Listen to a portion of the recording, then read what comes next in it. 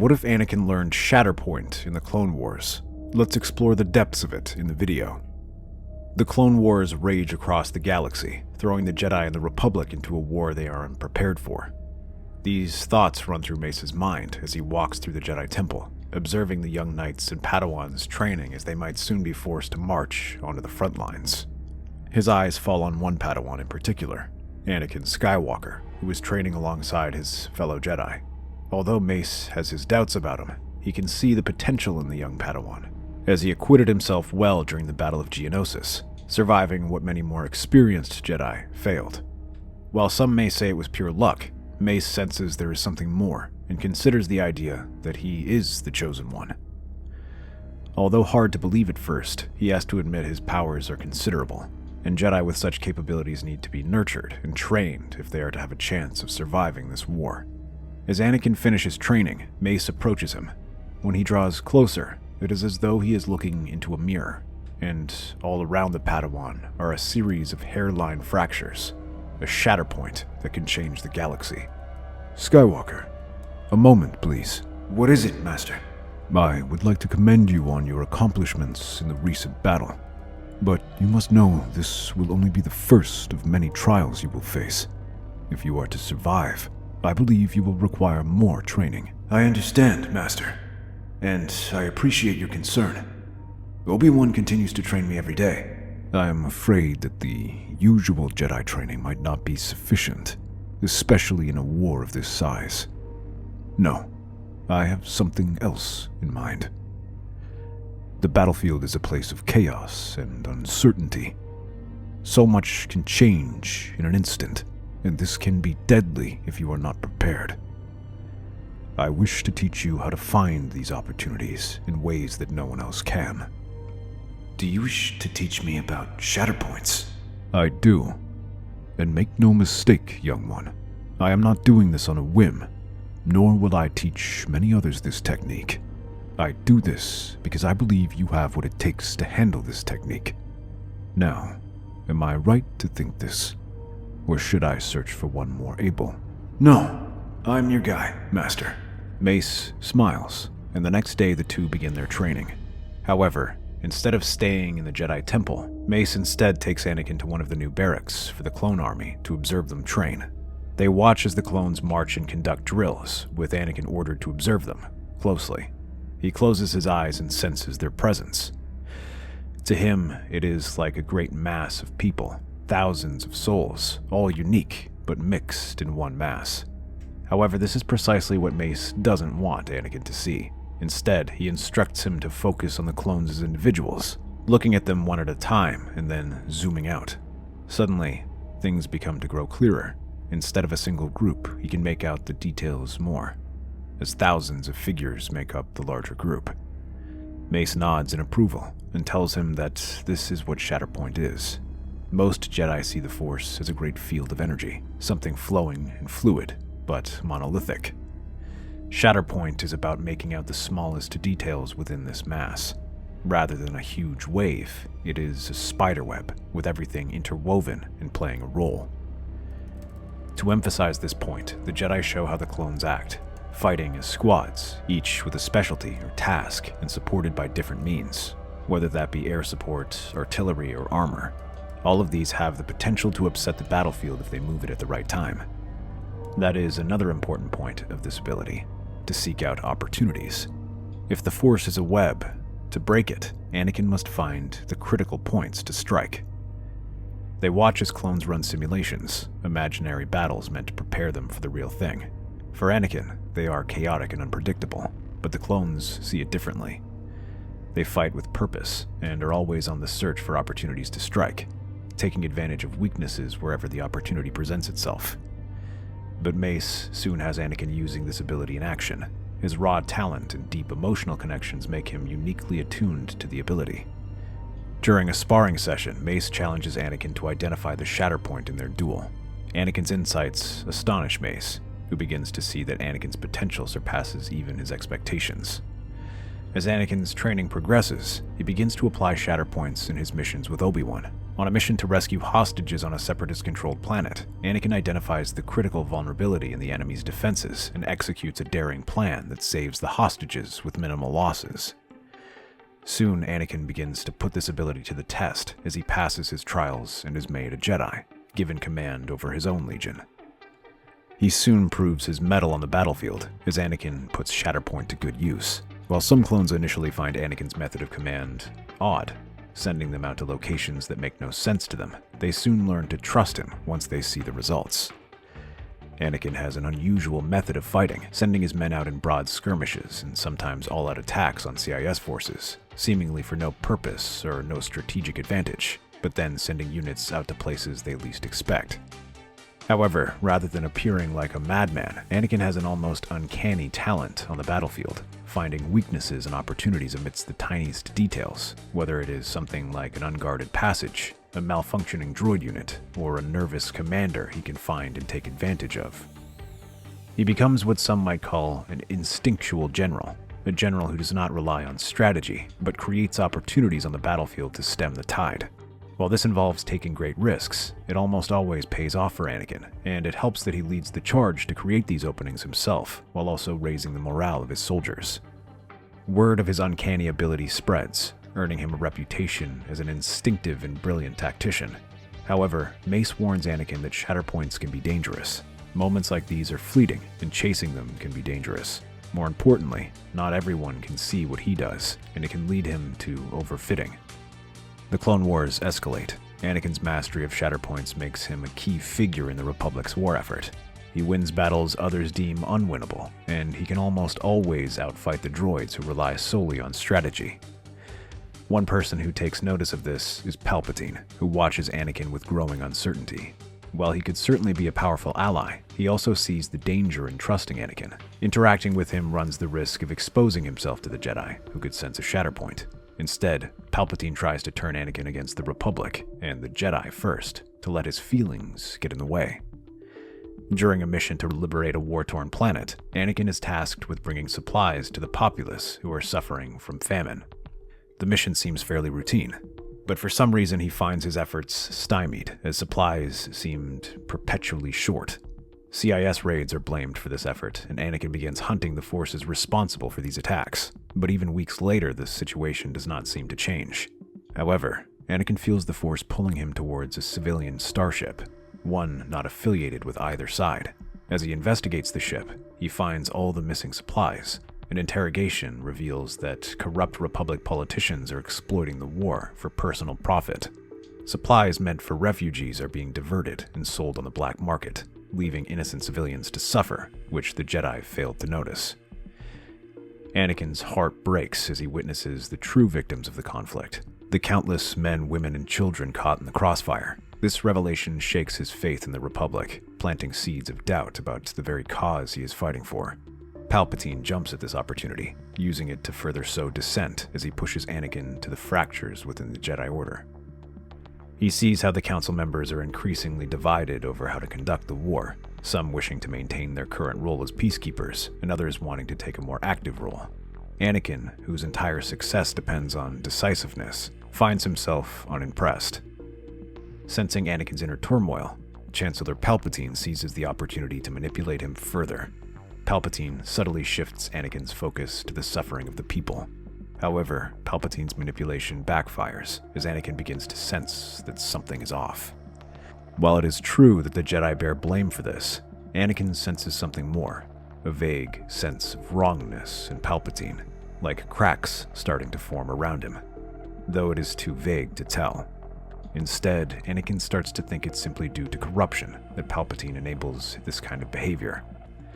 After all, despite their friendship, he reminds himself that Palpatine is still a politician.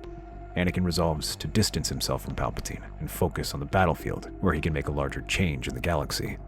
Although this does turn Anakin against the Jedi, it also leads him to distance himself from Palpatine. Seeing this, the Chancellor begins to realize it may be too risky to turn Anakin. There is a good chance he will learn the truth before fully being turned. Instead, it will be safer to eliminate him. The trap is soon set. Anakin is sent on a mission to the edge of his sector to capture a critical Separatist base deep in the Outer Rim. Although lightly defended, it houses key supplies that can disrupt the war efforts for weeks. Anakin is sent with a large squadron of clones to attack this barren planet, but as they arrive, they are greeted with a harsh truth.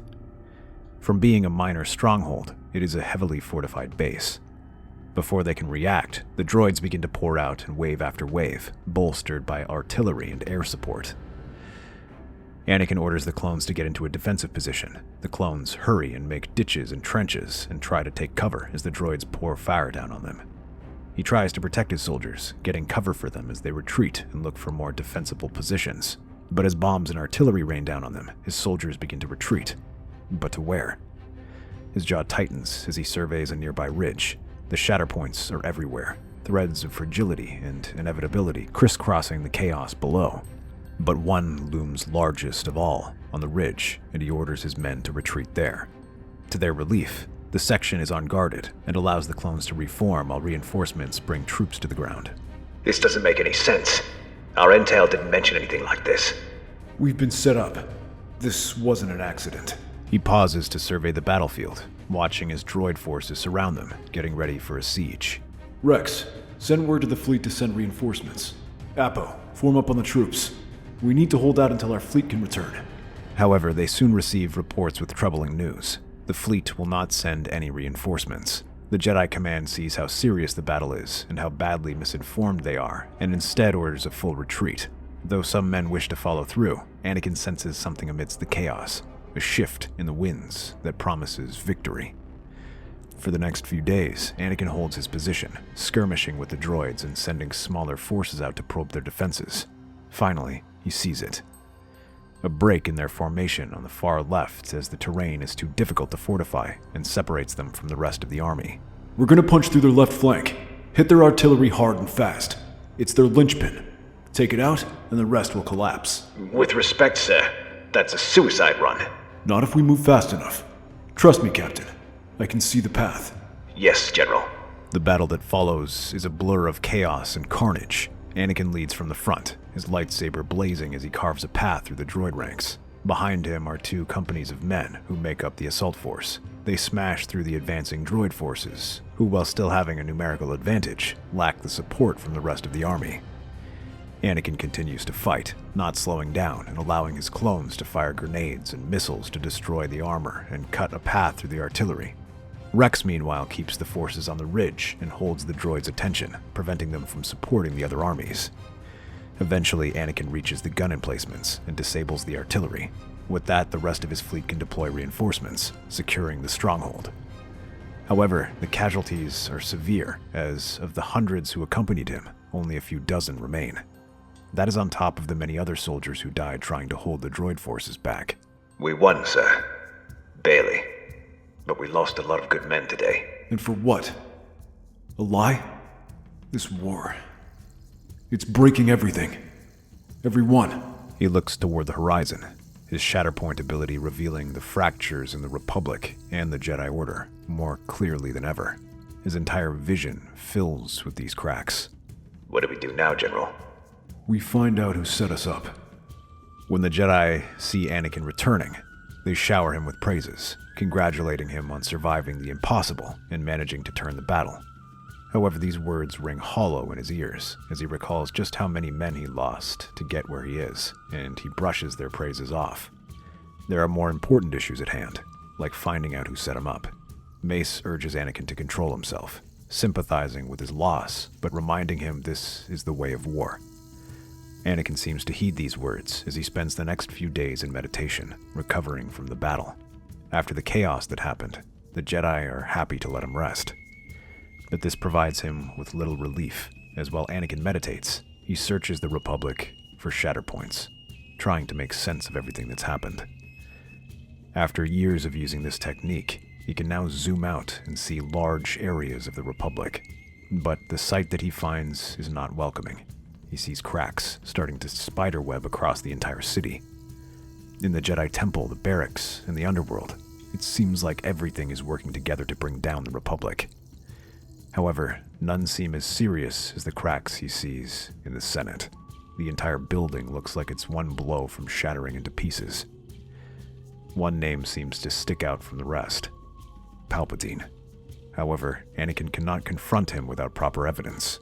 While he meditates and cools his head, Anakin secretly sends Rex out to learn more about an information leak. The clone heads to the intelligence department and begins investigating. He interviews some of the analysts and asks how they could make a mistake that big. Thankfully, working in a corrupt institution has its benefits. All he does is mention that Anakin is searching for answers and preparing to punish those responsible. Many of the crooked analysts are quick to sell each other out to save their own skin. Soon enough, a paper trail begins to form that leads right to the Chancellor's office. For Anakin, this is enough to convince him to look into it. While he has no concrete evidence, he cannot ignore these instincts and prepares to take action. But he knows that what he is doing is borderline treason and extremely risky, even for him. He will need support and decides to contact Mace Windu. Master Windu, I'm here because I require your assistance. I've spent years studying your abilities and mastering this technique, but I fear it is leading me to a dark place. Anakin, this is a surprise. What's going on? I've spent days meditating, trying to understand the cause of that incident in the Outer Rim, and the Force has shown me that I must confront the Chancellor. Anakin, you are about to cross a dangerous threshold. If you are not careful, you could destroy the entire Jedi Order. Master, the Jedi are already failing. We've been dragged into this war that we should not have been a part of. We're not soldiers, and yet we've become generals in an army. Surely you can see something is wrong. You think we enjoy this? We took this burden to prevent the galaxy from being consumed by the CIS. And we find ourselves being consumed nonetheless, flailing in the water as we try to stay afloat. Master, you said this ability was about instinct, to find the point where we can see the path we must take. I see it now, but no one ever said this path would be easy. And what would you have me do? Wait and listen for the time being. Simply let things play out, and intervene when you feel it is right.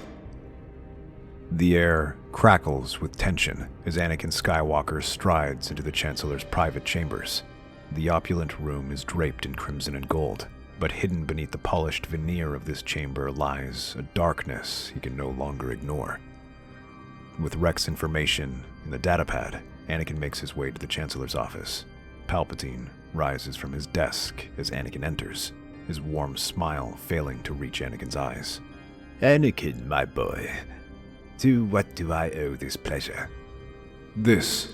Anakin places the datapad on the Chancellor's desk. Palpatine's eyes flicker to the datapad. A flicker of something. Annoyance, perhaps. I'm not sure I understand. What is this supposed to be? Proof.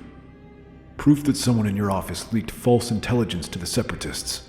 Intelligence that led me and my men into a trap. Why, Chancellor? Why would you do this? Anakin, you're letting your emotions cloud your judgment. I've always had the Republic's best interests at heart. This says someone in my office, but you cannot point this to me. The way I see it, there are two possibilities. The first is you allowed this to happen, in which case you were a traitor. The second is that you failed to stop it, in which case you were incompetent. Either way, the outcome is the same. Palpatine's demeanor changes in an instant. The warmth vanishes as he realizes he will not get through to Anakin. In its place, an icy calm as he glares at him. Betrayal. You are accusing me of betrayal. After everything I've done for you. For the Jedi. For the Republic. Don't try to twist this. I know what you are. You know nothing, Anakin Skywalker. I've always had your best interests at heart. Together we could end this war. Or so I thought. Now I see you are a liability. I could say the same for you. Palpatine's expression hardens, and with a flick of his wrist, a crimson blade ignites in his hand. Anakin blocks the first strike and sidesteps a second, before catching a third. Rather than be surprised, he looks angry and throws him back as he twists his lightsaber and stabs downward. However, the Chancellor is far better than he expected and parries the strike. Laughter rings out as Palpatine sweeps his lightsaber in a wide arc, aiming to cut at his neck, but Anakin bends backwards, letting the weapon miss him by a hair's breadth. Growling, he jerks forward and throws the Chancellor back with the Force. This gives Anakin a moment to reassess the situation. He searches for any signs of weak points in his defenses, but Palpatine doesn't give him the chance as he unleashes a storm of lightning, putting Anakin on the defensive. As he's occupied, the Chancellor rushes forward and swings at him. Before the strike can connect, a second figure steps out and halts the attack. Mace Windu. The Jedi Master glares at him and pushes Palpatine back, sending him stumbling aside as he advances towards him, his lightsaber flashing. Now it is Palpatine's turn to go on the defensive as he blocks the Jedi Master's attacks. He deactivates his communicator, which records everything and nods to Anakin. The younger Jedi takes this as a chance to attack and rushes back at him. The two split off from opposite sides and spring at him. The room becomes a storm of flashing blades and crackling energy, each clash of lightsabers sending shockwaves through the air. As they advance closer, Palpatine finds himself struggling, but then he sweeps his lightsaber in a wide arc, sending a wave of the Force that throws the pair back. He takes this opportunity to rush at Anakin, deeming him the greater threat, and unleashing a whirlwind of strikes as he pushes forward. For once, Anakin is taken off guard and stumbles, but at the last second, he brings his lightsaber low and blocks the next attack. With this pause, Mace advances on him and sweeps his lightsaber at Palpatine, forcing him to dodge the attack. While he slides under the attack, his momentum is broken and the two advance on him. They attack him from both sides, and as Mace swings his lightsaber high, Anakin drives his blade into the Sith Lord's chest. Palpatine screams as he feels the lightsaber push into him. Bet you didn't see that coming. He then shoves him to the ground and shares a look with his master. With this recording, they have irrefutable proof of the Chancellor's involvement. Coupled with the information leaks, it is enough to cast doubt on him. But while many thank Anakin, his only request is to be sent back into the front lines. This quick trip into politics has taught him to avoid it at all costs, and with his faith in the Jedi shaken, Anakin instead focuses his energy on the battlefield, where he can make the most difference. He leaves the Jedi Order and becomes a general, full-time. That's our theory. The Star Wars universe is a galaxy filled with exciting stories and possibilities, and we love exploring them.